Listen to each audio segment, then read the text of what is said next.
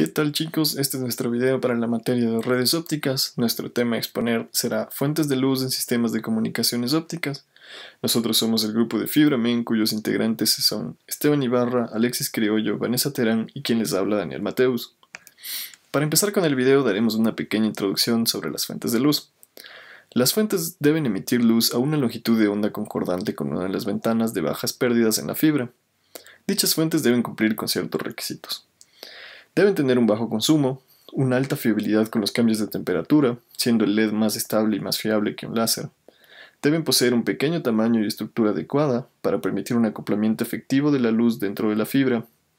Debe poseer una adecuada longitud de onda, pues la longitud de onda de la fuente afecta tanto a la atenuación como a la dispersión de los pulsos que se transmiten. Debe poseer una adecuada potencia de salida, no demasiada como para que ocasione efectos no lineales o distorsión en la fibra o en el receptor, pero suficiente como para cubrir grandes distancias. Debe poseer una reducida anchura espacial, pues la intensidad de la luz no es uniforme para todos los ángulos a los cuales es emitida. Esta va decayendo con la distancia desde el centro. Debe tener una anchura espectral adecuada, pues la dispersión cromática se incrementa con la anchura espectral de la fuente. Finalmente debe poseer un reducido tiempo de respuesta, a fin de poder conseguir altas tasas de transmisión. Fuentes LED. Es un dispositivo sencillo de manipular y económico, que se adapta bien a enlaces de comunicaciones ópticas de poco alcance y moderado ancho de banda. Está hecho de compuestos semiconductores que contienen galio y otros materiales para producir energía lumínica de diferentes colores. Características. Tienen habitualmente un diagrama de radiación lambertiano, coseno. Es bastante abierto, por lo que se adaptan mejor a fibras ópticas con apertura numérica alta, como las fibras multimodo. Los LEDs de primera ventana, 850 nanómetros, suelen fabricarse de GaAs y AlGaAs. Los de segunda y tercera ventana utilizan InGaAs e InP, como se puede observar en la imagen de acuerdo al color requerido. Propiedades. Emiten luz incoherente, funcionan por emisión espontánea, se polariza en directo, es de corto alcance, necesita para su funcionamiento una fuente de corriente. Las respuestas ópticas del LED es lineal con la corriente que lo atraviesa hasta llegar a saturación. Las ondas de luz no están en fase entre sí. Tiene un alto nivel de eficiencia, convirtiendo cerca del 90% de la energía en luz. El tiempo de vida útil de estas fuentes está entre 10 mega y 10 gigahoras. El ancho espectral es de unos 80 nanómetros cuando opera a 1310 nanómetros y 40 nanómetros en 850 nanómetros. Funcionamiento. Esencialmente, un LED es un diodo de unión PN que emite luz cuando un voltaje en polarización directa se aplica a él. Al polarizar directamente la unión, electrones de la capa N se difunden hacia la capa P para recombinarse con los huecos que en ella existen y viceversa. En este proceso de recombinación se libera energía. Esta energía es liberada como un fotón de luz, la cual puede emerger del área activa del dispositivo semiconductor. La energía liberada E y consecuentemente la longitud de onda emitida depende de la composición del semiconductor. Clases de LED. LEDs de emisión superficial. Los SLED son diodos que emiten por una de sus caras P o N. Los más conocidos son los de tipo Burroughs. Existe otra variedad llamada plana, que se diferencia básicamente en la estructura. Tanto en uno como en otro caso, el tamaño de la región activa de emisión se limita a una zona circular de 20 a 50 micrómetros en el centro de la cara. Emisión lateral. LED surgieron como desarrollo posterior ante la demanda de fuentes que pudiesen alcanzar mayor distancia, a mayor longitud de onda y con mayor tasa binaria. La faceta trasera se suele tallar o recubrir para hacerla reflectante, mientras que la delantera, por donde se produce la salida del haz de luz, se recubre de un material antirreflexivo. De este modo se optimiza la salida a un solo borde. Los LED son capaces de acoplar mayor porcentaje de potencia de los SLED a fibras como baja apertura numérica. LED superradiantes o superluminiscentes. Los SLED son el LED que funcionan a un alto régimen de inyección de corriente. Son dispositivos intermedios entre los LED convencionales y los láser. Presentan una anchura espectral menor que los primeros y mayor que los segundos. Tienen mayor potencia acoplada, mayor ancho de banda y menor anchura espectral. Tienen un alto precio. Las fuentes láser. Los láseres emiten haces de luz altamente directivos, es decir, que las ondas de luz viajan en una misma dirección, casi sin dispersarse. Son monocromáticos. Todas las ondas son de la misma longitud de onda o color. Y por último, coherentes, lo que implica que las ondas de luz conservan una relación de fase constante. Sus máximos y mínimos están alineados. Esto permite las siguientes características.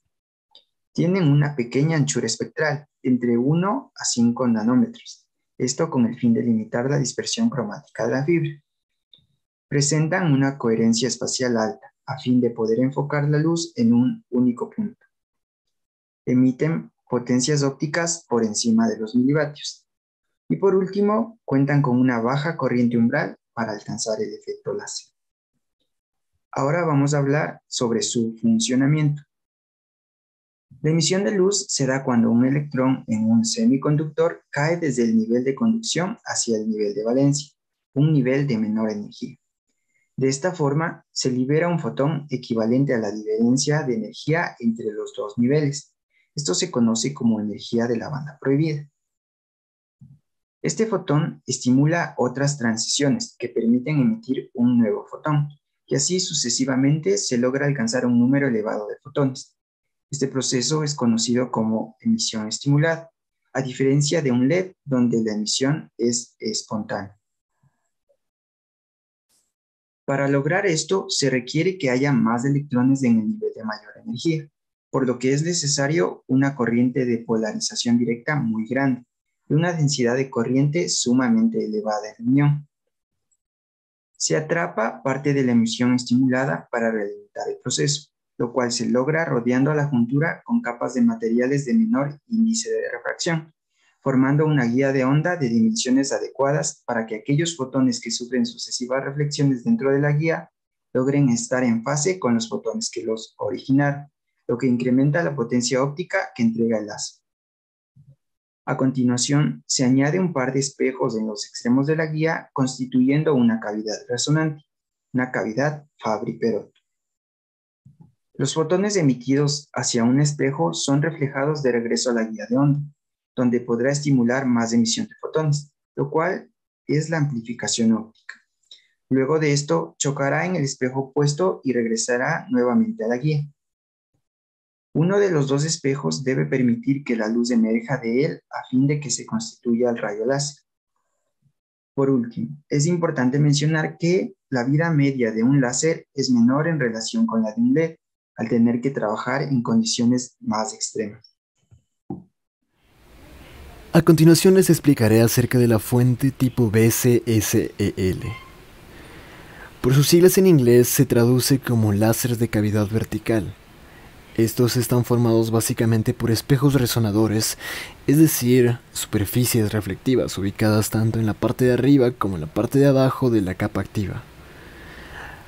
Tenemos que, a diferencia de otras fuentes de luz como pueden ser las fuentes de tipo LED o las fuentes láser, los BCSL pueden cambiar a la frecuencia de gigahercios, por lo que generalmente operan con una velocidad de transmisión de gigabps.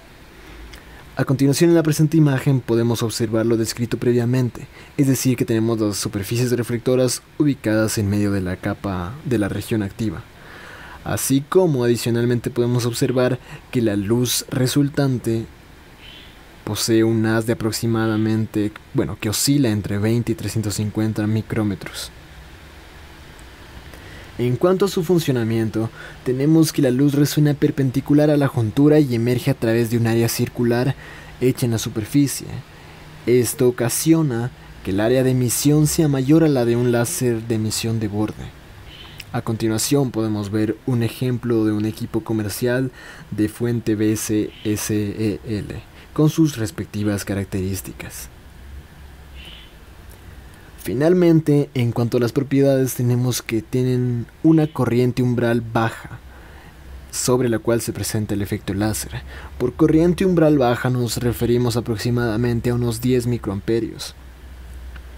Asimismo, se caracterizan porque consumen poca potencia, lo que finalmente se traduce en que poseen un tiempo de vida útil mayor que los láseres estándar. Finalmente, en esta imagen podemos ver una comparación entre el ancho de los haces de luz generados por las distintas fuentes. En este caso, podemos diferenciar el haz de tipo BCSEL. Bien, ahora hablaremos de las fuentes láser DFB y DBR.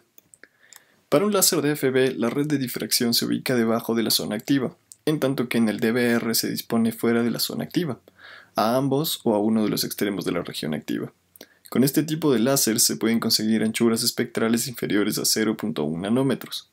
Los láser DBR requieren una corriente umbral más alta que los DFB y presentan una mayor sensibilidad a variaciones de temperatura. Los láseres DFB y DBR son sensibles a variaciones de temperatura, consecuentemente requieren un control de este parámetro para garantizar una operación más estable. A la derecha de la diapositiva podemos observar un láser DFB comercial y la estructura de un láser DBR.